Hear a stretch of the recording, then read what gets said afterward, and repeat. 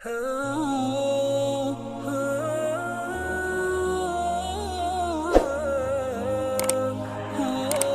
رضی اللہ تعالی عنہ سے کہ انہوں نے اسماء رضی اللہ تعالی عنہ سے ہار مانگ کر پہن لیا تھا، وہ گم ہو گیا۔ رسول اللہ صلی اللہ علیہ وآلہ وسلم نے ایک آدمی کو اس کی تلاش کے لیے بھیجا جسے وہ مل گیا۔ پھر نماز کا وقت آ پہنچا اور لوگوں کے پاس جو ہار کی تلاش میں گئے تھے پانی نہیں تھا۔ لوگوں نے نماز پڑھ لی اور رسول اللہ صلی اللہ علیہ وآلہ وسلم سے اس کے متعلق شکایت کی۔